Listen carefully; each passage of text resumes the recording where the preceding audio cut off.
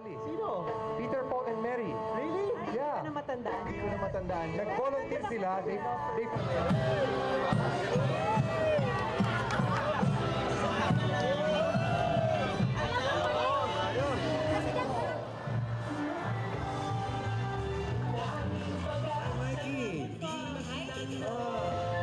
Dito na po ang ating military contingent. At winawagay-way ang ating... Wala ang pinituin ng planning, ngayon mag-iisa na po ang mga civilian forces at ang mga kasama po natin sa military. Ang mga sibilyan, kasama po natin dyan. Kalayaan kay tagal na nating di na pa.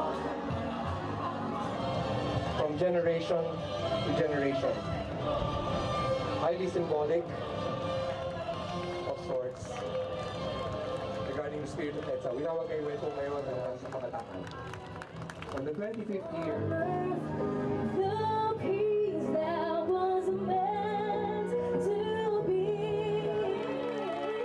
25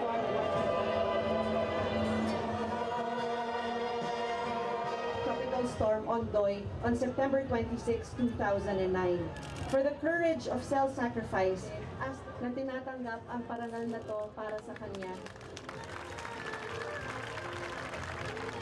Meron din pong ibibigay na